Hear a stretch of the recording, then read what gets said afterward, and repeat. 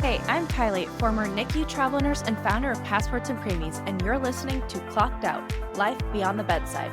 This podcast is for nurses who are ready to ask, what else is out there for me?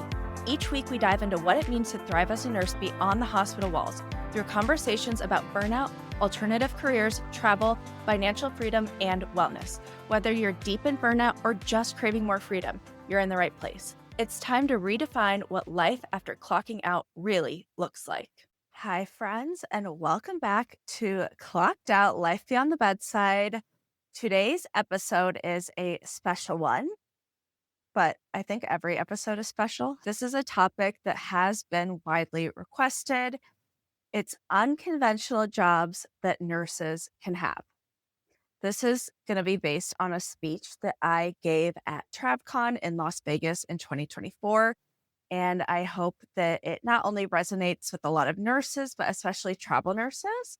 So we are going to talk about the less obvious paths your nursing license can take you on, from volunteering abroad to working in unexpected places like cruise ships or correctional facilities to building something of your own. So my goal with this episode is not to convince you to leave the bedside entirely, unless you want to, but it is more about imagining more for yourself. So let's get into it. I want to start by asking you this. What were your 5-year goals 5 years ago? Take a second and think about it. If you are a regular listener of this podcast, you know that this is something that I love to ask each guest. What are your goals 5 years from now? I think it's a good way to kind of check in on your goals and ensure that you are taking the steps today to reach your goals 5 years from now. Now, where are you? I ask this because our goals change, right? Our circumstances change. And sometimes the road or the path that we felt like we were meant to travel takes a detour. And this is what I believe to my core. It is okay if your goals evolve. It is not okay to let your goals collect dust.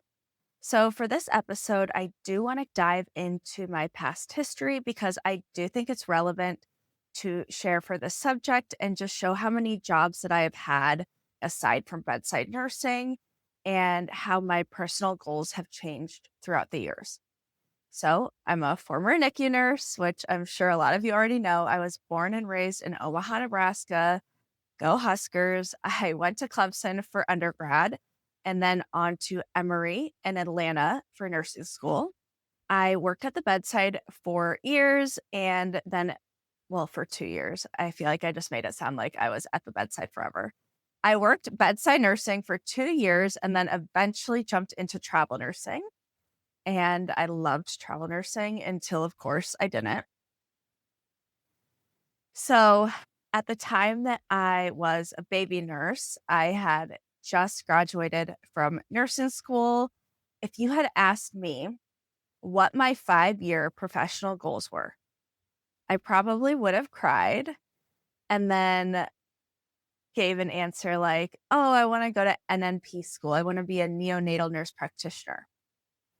And I say I probably would have cried because nursing school overwhelmed me a lot. It's not that I necessarily thought it was hard. I just was overwhelmed with the thought of like, oh, I have to get an adult job and like take care of humans. And in my very first nursing interview, sorry, this is a little off topic, but in my first interview ever, I cried and I got the job, but like, why did I cry? I don't know. Anyways, so I became a NICU nurse at the place where I cried in the interview. And I quickly decided that I wanted to become a travel nurse. This was a new 5-year goal trajectory. I was going to work for 2 years and then travel nurse until I retired. That was the plan, at least. And honestly, if you were to ask me what my 5-year goals were when I became a travel nurse, I would have said something like, I hope to never quit travel nursing ever. Needless to say, pretty quickly I hit a wall. Burnout crept in slowly and then just all at once, overwhelmingly. And I started to ask myself, what am I doing this for? Who am I outside of my job, outside of being a nurse? Is there a way that I can use my license to live a life that feels more aligned? Enter Skopje, North Macedonia. So I volunteered in Skopje, North Macedonia in 2017. This was a volunteer opportunity that I had found at a time when I was just like so desperate for something different. Not only was I feeling lost in my career as a nurse, I just craved more than Bedside was giving me. I also, at the time, was going through a bad breakup. It was actually a good breakup, but it was hard on me. So I was kind of just desperate for something. I was pretty miserable at work at this point. I was travel nursing.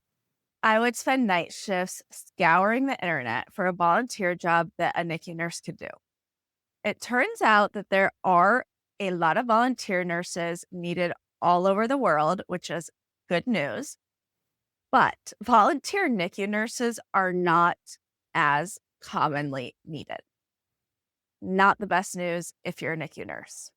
So one night I found this opportunity with Project Hope. They needed a single NICU nurse, not like single, like not married, but just one NICU nurse in Skopje, North Macedonia, which at the time I've never heard of this country. This is what you would consider Eastern Europe. It's a Balkan country and it touches Greece. I'm trying to think. That's all I can come up with right now. And Kosovo. And it's really actually quite lovely. And I'm really glad that I ended up going there, although I was so scared at the time. So one night I found this job opportunity with Project Hope in Skopje, North Macedonia. And they needed a nurse to help educate and train nurses on specialty NICU equipment like oscillators, PICC lines, etc. I applied. I spent weeks wondering if I was even qualified for this job, which probably not, but I also think you can like make yourself qualified for anything, so that's fine. And then I finally received an email to set up an interview. So I got the position and I left a few months later to spend about 6 weeks in Skopje. And that was the first time that I truly saw what was possible beyond the bedside. And even though I was working in the hospital, I didn't have a traditional bedside role because I was involved in education. But more importantly, I was able to leave the hospital and travel around Europe, which just made my love for travel stronger than ever.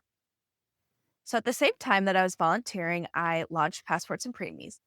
And while you can definitely argue that's not a nursing job, my license has given me the knowledge, education, and expertise to build a brand centered around nursing.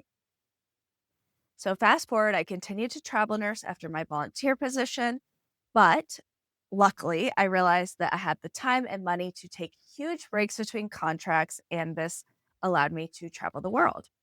Then came my nursing job from Saudi Arabia, which I was quickly fired from. Then came a quick stint as a penile implant specialist in the OR, all while I was building my brand from the ground up. At every step, I did realize that there are so many ways to be a nurse, so many ways to contribute, and so many ways to live a life that doesn't revolve around 12-hour shifts. Now, if you were to ask me what my goals are today, I would say something like, I hope to continue to grow my brand and empower nurses, as well as advocate for the prevention of nurse burnout by normalizing breaks from the bedside. The whole point is that your goals evolve and what matters to you now might change over time. But as you listen to this podcast episode, I want you to remember one thing. It's not okay to have a goal and never pursue it. If something is important to you, don't just let it sit there. Okay? Go after it. So again, take some time and consider, what do you want your life to look like in 5 years? How can you take the steps today to achieve those goals, that ideal dream life? So I want to break this down into 3 different categories. And we are going to start with category number 1, And this is going to be jobs that require your RN license. So these are roles that you can walk into with your license and roles that you would generally think of when someone says that they are a nurse. So, number one, you can volunteer with organizations like Project Hope, Doctors Without Borders, Mercy Ships. I do have a lot of volunteer information on my website, passportsandpremies.com, if you are interested in taking a volunteer position somewhere. And I also like this because you're volunteering, but you're also allowing yourself to see the world, right? You can pick a country you want to volunteer in, and you're learning the healthcare systems of different places, which I think can make you a stronger nurse in the long run. You can become a nurse on a cruise ship, at Disney World. You can become a flight nurse, etc. All of those you need your RN license for. And then lastly, you can take an international job in places like Ireland, the UAE, Saudi Arabia, Guam. So these are all jobs that you would generally think of when someone says, I'm a nurse.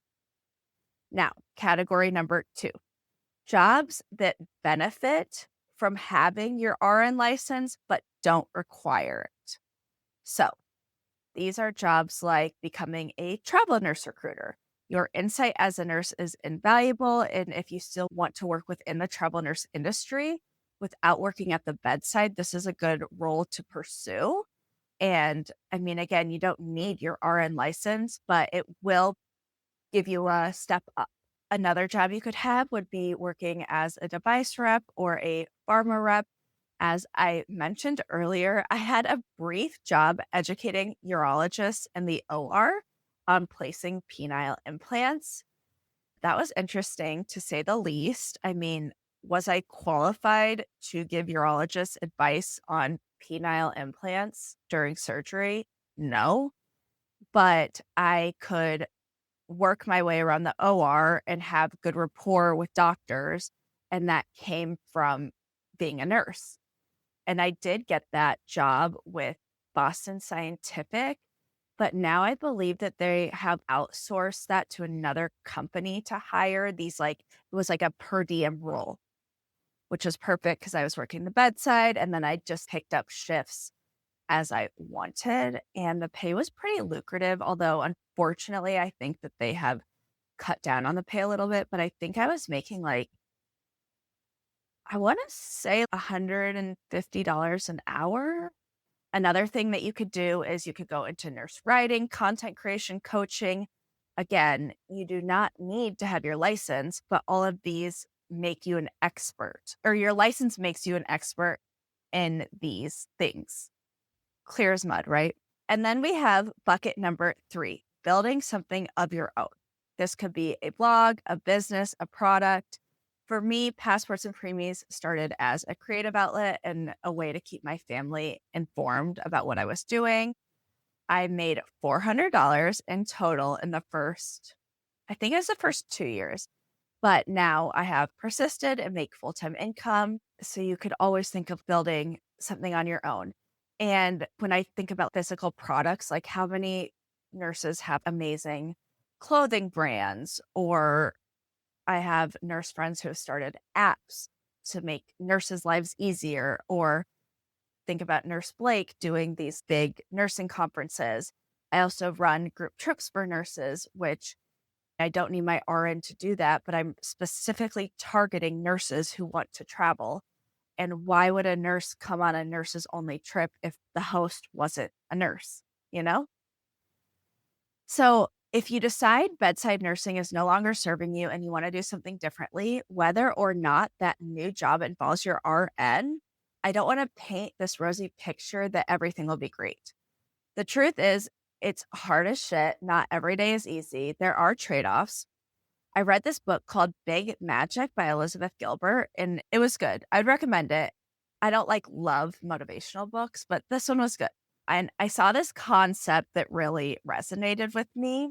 And as she says in her book, this is word for word, everything sucks some of the times. You just have to decide what sort of suckage you're willing to deal with. So the question is not so much, what are you passionate about? The question is, what are you passionate about enough that you can endure the most disagreeable aspects of work? Because if you love and want something enough, whatever it is, then you don't really mind eating that shit sandwich that comes with it. So I think that the question you should be asking yourself is, what sandwich are you willing to eat to have a life that feels right for you? Since I relaunched this podcast, I've already talked to some incredibly fascinating nurses doing fascinating things with and without their licenses. So, in the first episode, I talked to Hannah, who has a nursing job, but she's also a flight attendant. I talked to Sarah and Stacy. They are retired nurses who now have a business coaching nurses. I've talked to Tori, a working bedside nurse who also started a company called Nacuity. I have talked to Penny about her journey into hospice nursing at the age of 40. None of these nurses are any different than you. If they can do it, if I can do it, you can certainly find a path that feels fulfilling to you. You can do it. So, what would you do with your license if no one told you no? I hope that, if anything, this episode has reminded you that you have options, that your career doesn't have to look like anyone else's. And I know that I'm the one that can see this podcast in the future. You can't, but I have some super exciting guests coming on still to come that I think just prove this point even more, is that every nurse has a different career path and you don't only have to work the bedside. I mean, of course you can if that's what you want, but you can forge your own way. Even if you think it sounds hard or impossible, it's not, I promise. And you don't have to wait until you are completely burned out to try something new. So if this episode sparks something in you, I would love to hear about it. Shoot me a DM or please leave a review. And if you want to connect more deeply, make sure that you are subscribed to the monthly newsletter where I send out, real information, updates, trip opportunities, and more ways to prevent burnout. And this was a very quick episode, but I am so tired and I just need to take a nap now. So I hope that you found this helpful. And yeah, thanks for tuning in. Bye, friends. Thanks so much for tuning in to Clocked Out, Life Beyond the Bedside. If today's episode resonated with you, I'd love it if you could take a moment to subscribe, leave a review, and share this episode with a fellow nurse who needs to hear it. For more on thriving beyond the bedside, make sure to follow along on Instagram and check out Passports and Preemies, where we talk travel, wellness, and building a life that works for you. Finding great candidates to hire can be like, well, trying to find a needle in a haystack. Sure, you can post your job to some job board, but then all you can do is hope the right person comes along. Which is why you should try ZipRecruiter for free at ZipRecruiter.com/zip.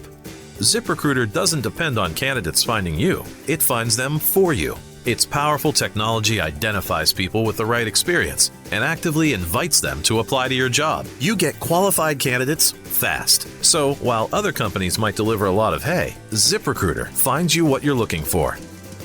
The needle in the haystack. See why 4 out of 5 employers who post a job on ZipRecruiter get a quality candidate within the first day. ZipRecruiter, the smartest way to hire. And right now, you can try ZipRecruiter for free. That's right, free at ZipRecruiter.com/zip. That's ZipRecruiter.com/zip. ZipRecruiter.com/zip.